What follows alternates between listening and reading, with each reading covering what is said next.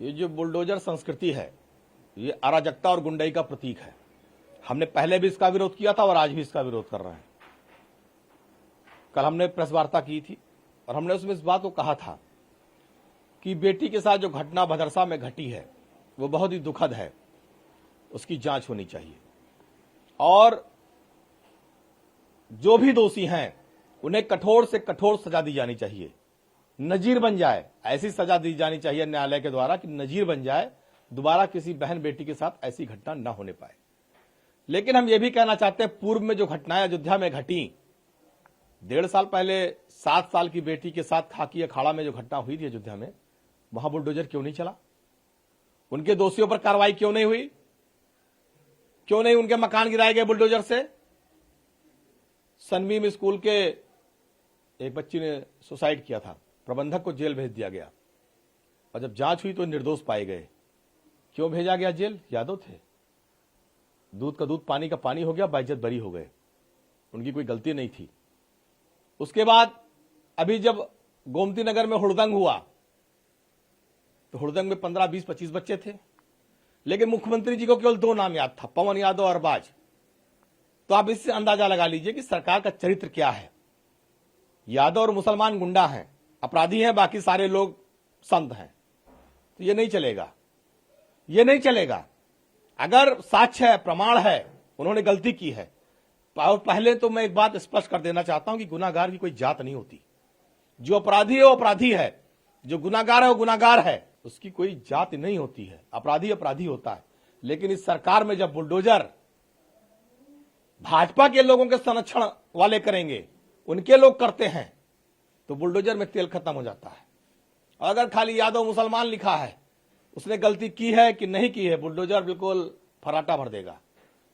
तो 2 तरफा कार्रवाई नहीं होनी चाहिए। सरकार को न्याय करना चाहिए। संविधान की शपथ लिए हो तो न्याय की बात करो, ये हम कहना चाहते हैं।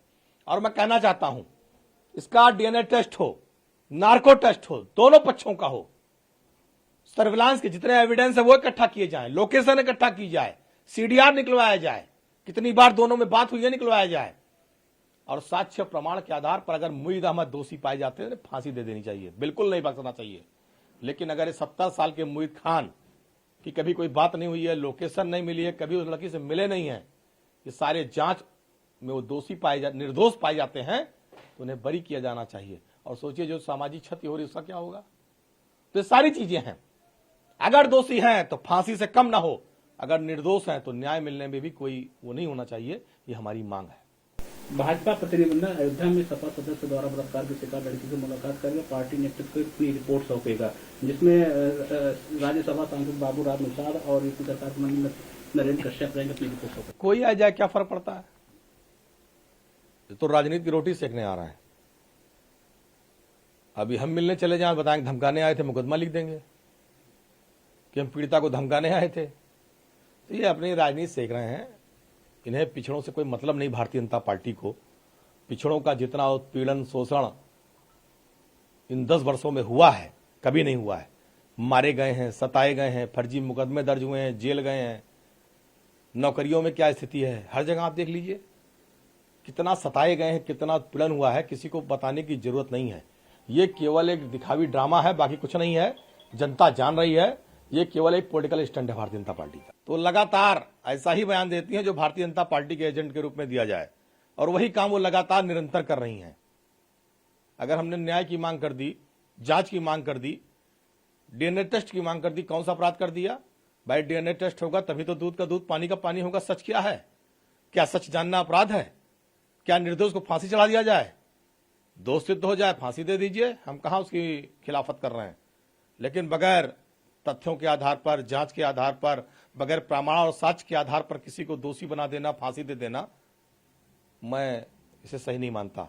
मायावती जी भारतीय जनता पार्टी के बी टीम के रूप में लगातार काम कर रही हैं और अपने कर्तव्य का निर्वहन वो ईमानदारी से भाजपा के एजेंट के रूप में कर रही हैं। इसे मुझे कहने में कोई गुरेज नहीं है। कल संजय निषाद भी आए थे, गए लड़की से मुलाकात किया, बहुत रोने लगे वो। संजय निषाद ड्रामा स्पेशलिस्ट हैं, नौटंकीबाज हैं। इसी अयोध्या में एकलव्य छात्रावास था, निषाद समाज के गरीब बच्चे उसमें रह के पढ़ते थे। उसको भारतीय जनता पार्टी के लोगों ने कब्जा कर लिया। पूरे एकलव्य छात्रावास को। संजय निषाद की जीभ में लकवा मार गया। एक बार भी आवाज नहीं निकली अभी तक कि हमारे समाज के गरीब बच्चों का छात्रावास कब्जा हो गया। अगर चुनौती दे रहा हूं, संजय निषाद असली निषाद हैं तो आए एकलव्य छात्रावास की लड़ाई लड़ें, उस छात्रावास को खाली करें, तो मैं मान लूंगा असली निषाद हैं। वरना ड्रामेबाज हैं, नौटंकीबाज हैं और कुछ नहीं है। For exclusive and insightful videos, subscribe to our new channel ABP Live Premium.